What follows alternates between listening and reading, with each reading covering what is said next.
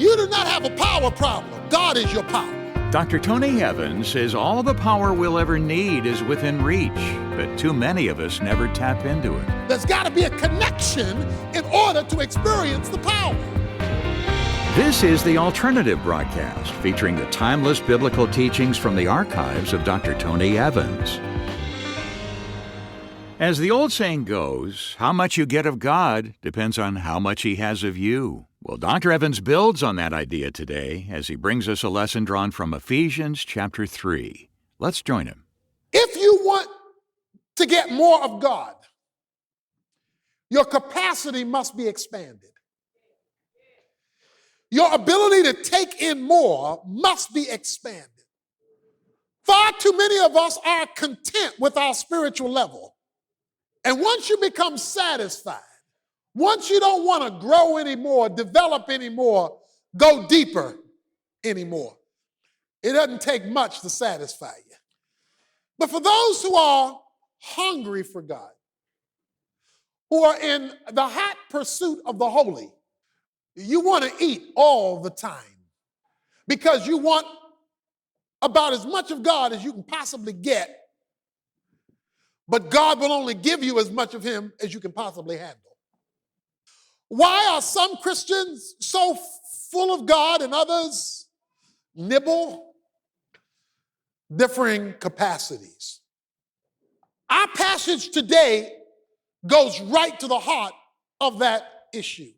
Verse 20 is a great verse for spiritually hungry people, but it isn't a context. Let me set forth a theme and then try to expound on it during our few moments together. The theme is simply this: spiritual capacity is dependent upon spiritual intimacy, and that will determine spiritual power.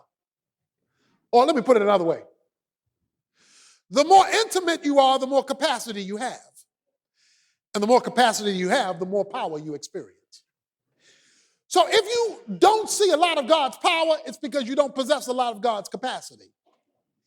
And if you don't possess a lot of God's capacity, that's because you're not experiencing a lot of God's intimacy. Paul begins by saying, "For this reason, I bow my knees before the Father," verse 14, "from whom every family in heaven and earth derives its name." First of all, he wants to pray on behalf of the church at Ephesus for increased spiritual capacity. We know this because he says in verse 16, "I want God to grant you, according to the riches of His glory, to be strengthened with power through the Spirit in the inner man." He says, "I'm praying for all you saints, every believer, that you will experience all the wealth involved in your great salvation. I want you to get all that's coming to you." How do you do that? Well, verses 17 to 19, he tells us it's through spiritual intimacy. He says, "So that Christ may dwell in your hearts through faith." That word dwell means to be at home. He's already living in their lives. These are Christians. These are the Father's children. No, he means so that God can be at home. To dwell means to be at home. Now, most of us lie when we have guests. Guests come over and we say, "Make yourself at home." We mean, I'm going to take you to this room. As long as you stay in this room, make yourself at home. Don't be just meandering over my house. So we don't really want people to make themselves like totally at home. He says, if you want expanded capacity, Jesus Christ has to be free to visit every room. You say, "But some of these rooms aren't that hot." That's why he wants to visit them. He wants to have access to every room in your heart, in your life. He says that he wants total access to you. That's intimate. Because for somebody to have total access to you, that is to go anywhere in your house whenever they want to, you have to know them pretty well. You don't go to a stranger and you say, "Well, come on in," and you go wherever you want. We don't even do that with most of our relatives. He wants to dwell, that is, make himself at home in your hearts through faith. That is, through our trusting in him to identify what's wrong in each room in our lives, that the process of cleaning it up. Why does he want to do it? Because sin blocks capacity. If you're in good health in your heart today, that is because the blood can flow freely. But you know, the cholesterol deposits start to build up over the years, and it constricts the flow of blood. So the blood stops being able to flow as free as it used to flow, especially as we age. Now, you can be all independent if you want to, saying, if I've got some clogging of the arteries, just leave it alone. One day it'll take care of itself. Yeah, it will. No, the idea is to be catheterized and to have the balloon go through and to open it up so that the flow keeps going. Christ wants access. That's why the spiritual person isn't the one who sees no wrong in their life. The spiritual person is the person who's so close to God, God is free to show it and reveal it, that he might dwell in your hearts. That's intimacy, because you only allow people you want to be up close and personal to do that. Being rooted and grounded in love, because what? It's relational, not merely academic. It's not merely throwing out Bible verses. It's being rooted and grounded in a relationship that you will be able to comprehend with all the saints what is the breadth and length and height and depth, and to know the love of Christ which surpasses knowledge. He says to know what cannot be known. To know what cannot be known, that the love of Christ, Christ's love for you, the love he wants you to have for him, is beyond comprehension. You cannot comprehend how much Christ loves you unless you get close enough. To know the love of Christ, why? That you may be filled with the fullness of God. That's capacity. He says, I'm praying for more capacity, which is predicated on intimacy, that you might experience the capacity. You go to the doctor, one of the things they check is your pulse. They're testing your resting heart rate. The lower it is while resting, the more healthier you are. People who are very athletic have lower resting heart rates. Why? Because they've so strengthened the chambers in their heart that the flow, the heart doesn't work so hard to pump the blood, so it doesn't have to beat as often. If you're sitting here listening to me and your heart rate right now sitting there is 100, you need a doctor, because your heart's having to work too hard while resting. It's supposed to go up that high, 100 and plus, because you're working, because you're on a treadmill, because you're running, not when you're resting. The closer you get to God, the more at rest you are, because he expands the capacity. You say, I wish I had more power. Well, then you need more capacity. I wish I had more capacity. Well, then you need more intimacy, because intimacy controls capacity and capacity controls power. Last year, my sprinkler system wasn't working properly. So I called the sprinkler guy over to check my box. I had a power problem. It wasn't producing. Grass getting dry and brown in the Texas heat because my sprinkler lost power. Something's wrong with my power. Sprinkler man came over and looked at my sprinkler box and said, you don't have a power problem. I said, but it's not working. He said, well, it's not working, but that's not the reason why. Then the sprinkler man started messing up my yard, because he started digging up, tracking a line and started digging up, going on the inside. And when he went down deep enough in my yard, long enough, when he made himself at home in my yard, I called him to fix my box. He started digging up my grass. He said, here's your problem. And he showed me where one of my lines were disconnected. My power box was fine. I had an intimacy problem on the front end. There was no connection. Because there was no intimacy between the wires they weren't touching, there was no power coming out the box. Not because I had a power problem, but because I had an intimacy problem that affected my experience of the power that was okay. You do not have a power problem. God is your power. But to get the power of God to where you are requires the wires touching. There's got to be a connection in order to experience the power. Dr. Evans will share another illustration of that point when he continues our message in just a moment. First, though, today is the final installment in Tony's inspiring compilation on the power of prayer. Through these messages, we've been focusing on how to make our prayers more effective, more intimate, and more about God's agenda than our own. And we'd love to put all 7 of these powerful lessons in your hands right now. When you make a donation to help support the alternative, we'll send you the complete Power of Prayer series, along with an added bonus, a copy of Tony's brand new devotional, Anchored by Prayer. It's designed to help you learn how to pray boldly and consistently, even when life throws distractions and doubts your way. But today is the final day we'll be offering this exclusive package on prayer, so don't wait.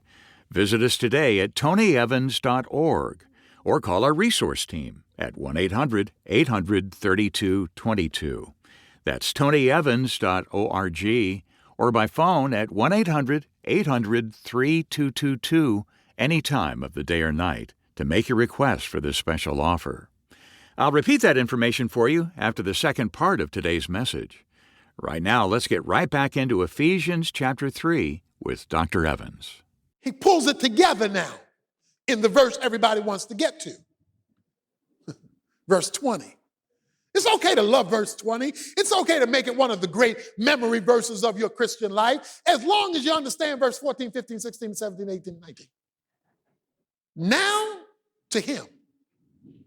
It's one of the great doxologies, one of the great praise statements in the scripture. Now to him who is able. First of all, we discover in this verse that God's power is personal. To him.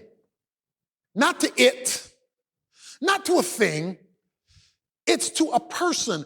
And that is why relationship is the key, because you're dealing with a person. So God's power is personal. Secondly, God's power is potent.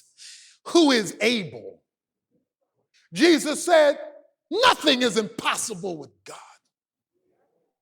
Hebrews 7:25 says, he is able to save to the uttermost. 2 Corinthians 9 verse 8 says, God is able to supply all grace to his children in every situation so that they have more than enough to face any situation that pops up in their lives. He says God is able to supply to you from his throne grace. What does that mean? God is able to give you what you need to keep going. Nebuchadnezzar asked Shadrach, Meshach, and Abednego, if I put you in this fiery furnace, who shall deliver you? Meshach, Shadrach, and Abednego looked at Nebuchadnezzar and said, our God whom we serve is able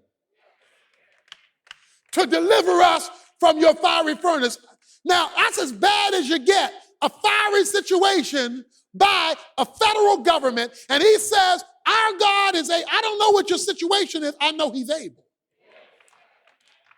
Cyrus came and he says, Daniel, I know you're down there with the lions, but I have a question because I heard you preaching all the time when you were working in my service. I just have one question. Was your God able to deliver you from the lions? Daniel said, my God was able. Jude 24 says, now unto him who is able to keep you from falling and present you faultless before his throne on high, be glory, honor, and dominion now and evermore. Our God does not have a power problem. Anybody who can create a universe can pretty much do whatever they want. Little boy was picking up a rock. It was a heavy rock. He couldn't quite get it all. He couldn't pick it up. The father said, pick it up. So I said, I can't. He said, I told you, pick it up. He started crying. He said, Dad, I told you. He said, you're not using all your strength, boy. Pick it up. He cried harder. Why are you making me do this? Why are you making me go through this? I can't pick it up. He said, I demand that you use all of your power to pick it up. He said, I'm using all of my power. He says, you can't be, because I've been standing here for 15 minutes and you haven't asked me to do anything yet. Many of us are living in our own strength and wonder why we can't pick up the problems, wonder why we're always under the circumstances rather than being on top of them. God's power is unprecedented because he's not only able, it says he's able to do exceedingly, abundantly, beyond all. We call these the addition of superlatives. He doesn't just want to say he's able. Because most of the things we tie to God are things that are explainable. It is when God starts doing the unexplainable that you know your capacity has spread. It's when he starts showing off. It's when not only he does what you ask, but the verse says he does stuff you haven't come up with yet.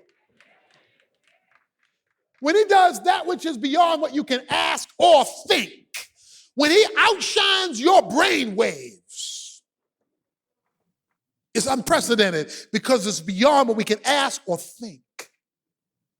But his power is also prejudicial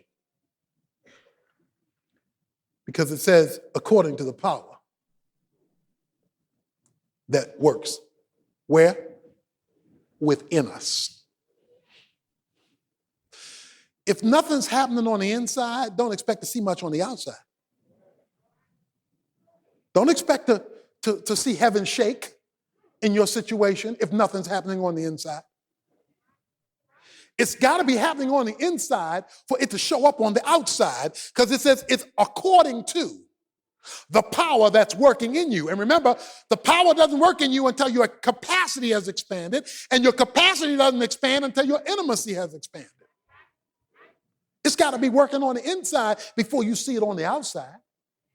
It's prejudicial. It doesn't come equally to everybody. Daniel 11:32, I love this verse. It says, but the people who know their God shall be strong and pull off exploits. The people who know their God will pull off stuff that go beyond the ordinary, and they become downright extraordinary. Not because they're supermen or superwomen, but because God has the freedom on the inside to show off for them on the outside. Because their intimacy quotient is so high. That's why verse 21 says, to him be glory in the church. Because to give God glory, to give God glory is to highlight him, to make a big deal about him. And sometimes other folk don't understand what you're going through. Some folk don't understand what you're having to deal with. They don't understand the development that you're going through within. But you know when God is ready to break through, sophistication isn't what you're looking for. Just dressing with a three-piece suit, a shirt and tie, or a nice Sunday dress is not enough. When God is ready to break through, a choir and a sermon is not all you want. You won't be satisfied until you see him. As long as you're satisfied with the preacher, you're not there yet. As long as you're satisfied with the singers, you're not there yet. As long as you're satisfied with the building, you're not there yet. As long as you're satisfied with the program, you're not there yet. Because the person who is intimate and expanding capacity is not satisfied until he shows up. You're making a big deal about him because of the power working within. I'm sure you and your house, like me and mine, have made use of the electrical power strips. The electrical power strips that have like 6 outlets. You take the little strip and you plug the strip into a wall that only has 2. Now, what that nets you It's 7 outlets. Because you got 6 on the strip. You plug it into the one with 2, so you lose one of those. The one above it is still available. So you now have gone from 2 to 7 because of a strip. My strip is full of all this stuff that needs power. I got all this stuff in the room that needs power. My problem was I didn't have enough natural outlets to address all my power needs. I had so much stuff going on in the room that I needed extra power beyond that which was naturally possessed in the context of the room. I need an additional source of power. Now, I guess I could have redid the house or redid the room, but I didn't have to go through all that trouble or all that expense, because simply by getting a strip where I could plug these things into, I would increase my capacity for the reception of electricity. And I just want you to know, all of those things work on this one strip. On this one strip, all I needed was that one strip, and all of these independent things could come together in one place, draw from one source, and all of them work in their unique way. I know you got all kind of stuff going on in your life. You got your job and you need some power there. You got your family and you need some power there. You've got your finances and you need some power there. You've got your health and you need some power there. You've got some problem over here, you need some power there. Everywhere, and you say, how am I going to deal with this? I don't have enough power to deal with this. God has provided a strip. And he says, if you become intimate with me, I will add additional outlets and expand your capacity. And when I expand your capacity, if you plug in, my power will address everything you can plug into it. Now unto him who is able to do exceedingly abundantly above all you can ask or think, be glory, honor, and dominion, now and forevermore. To him be glory in the church. The very first step toward plugging into the power God wants to give is by surrendering your life to Him and receiving the gift of salvation. If you're not already a Christian, those ideas may sound strange, but they really are the key to a brand new life, better than anything you can imagine. Tony will explain it all to you when you visit tonyevans.org and click on the link at the top of the page that simply says Jesus. There, he'll tell you all about what it means to be a Christian and walk you through everything you need to know to start your brand new life. Check it out today at tonyevans.org. Well, today's message was the last installment in Tony's series called The Power of Prayer, and it's available on digital download and CD or USB flash drive to review on your own or to share with your small group or Bible study. And don't forget, if we hear from you today, we'll send you all 7 messages in this collection, along with Tony's brand new devotional book, Anchored by Prayer. They're our gift to you when you help keep this teaching ministry on the air with your generous support. Learn how to pray with confidence and experience God's power like never before. Visit tonyevans.org to make your donation and request, or call us anytime 24/7 at 1-800-800-3222. Again, that's tonyevans.org or 1-800-800-3222. Sometimes it feels safer to hold on to the past than to step into the unknown. But God calls us to move forward into the future He's prepared. Tomorrow, we kick off a powerful series from Dr. Evans that takes us to the book of Joshua, where Israel stands on the edge of the Promised Land after 40 years in the wilderness. It's a powerful message that'll teach us that while God's promises are certain, stepping into them takes courage, obedience, and faith. I hope you'll join us.